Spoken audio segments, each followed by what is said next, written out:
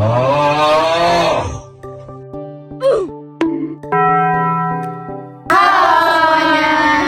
dari kelompok 1 dari jurusan Creative Communication. Nama saya Naila Nur Aisyah. Saya Faiza Nisa. Saya Melva Prilia Purnama. Saya Salsabila Daniel Darman. Saya Poliviana. Saya Kalisa Ramadana.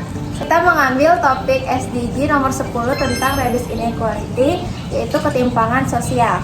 Selanjutnya kami akan menampilkan video interview yang telah kami lakukan.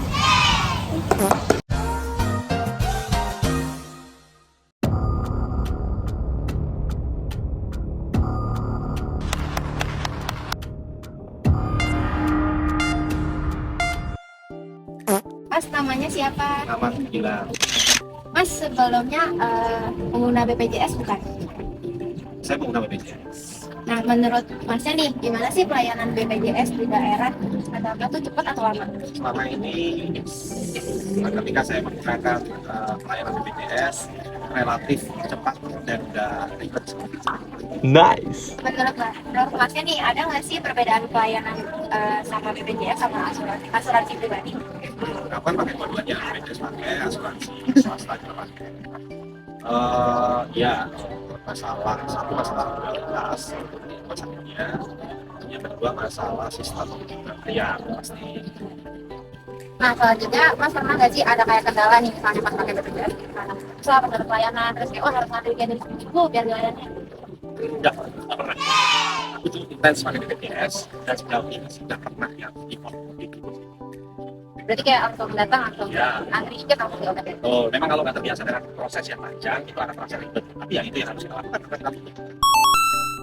Selanjutnya, menurut Mas nih BPJS yang udah ada itu udah sukses belum sih? Kan dia mengisi BPJS kesehatan orang-orang. Kira-kira udah terwujud belum mengisinya tanpa pandang bulu di semua kalangan yang bisa?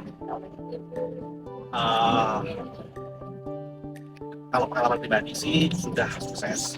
Cuman kalau melihat kualitas ini memang masih ada beberapa pasien atau orang yang sangat membutuhkan kecepatan dalam penanganan perawatan.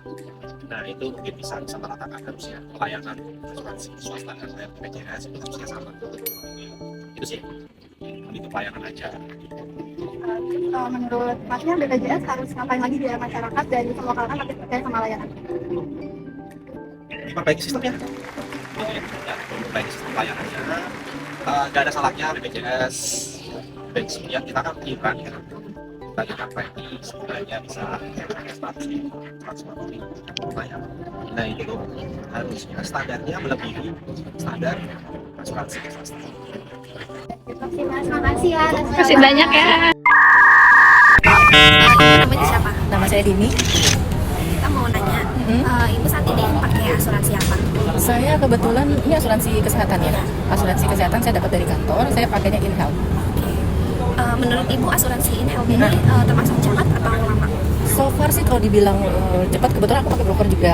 Jadi nggak langsung ke InHealth-nya. Kalau dibilang penanganan asuransinya sih sebenarnya cepat. Kayak misalkan konfirmasi kalau kita mau masuk kamar operasi, mau penanganan itu cepat. Tapi yang agak lama itu adalah pada saat kita mau keluar rumah sakit. Nah itu nunggu billing itu agak lama. Tapi nggak tahu ya dari rumah sakitnya atau dari InHealth-nya gitu. Tapi intinya sebagai customer kita ngerasainnya udah lama banget ya, bisa lebih dari sejam lah kalau kita nunggu konfirmasi kita boleh pulang.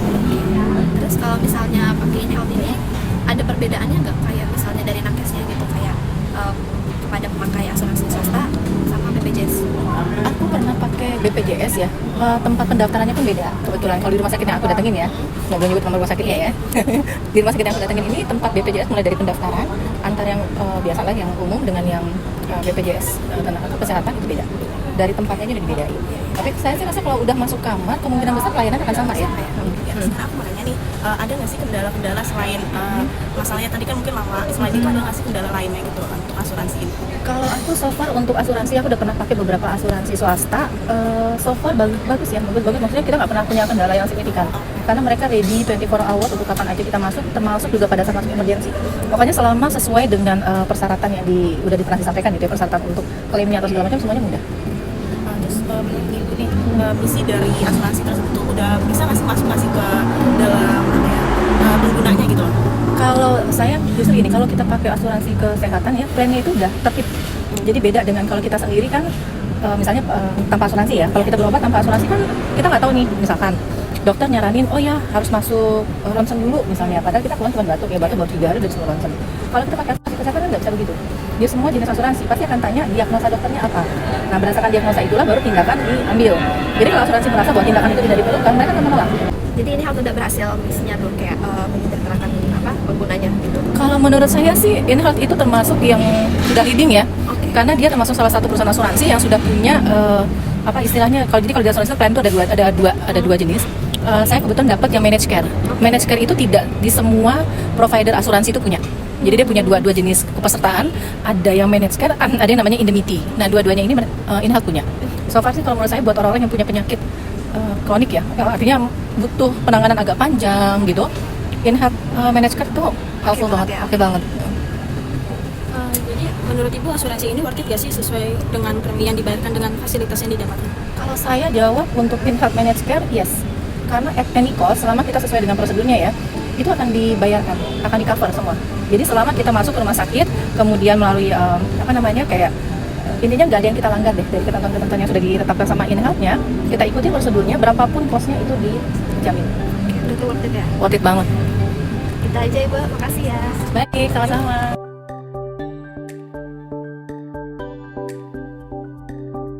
Terima kasih telah menonton video kami. Kamsahamnida.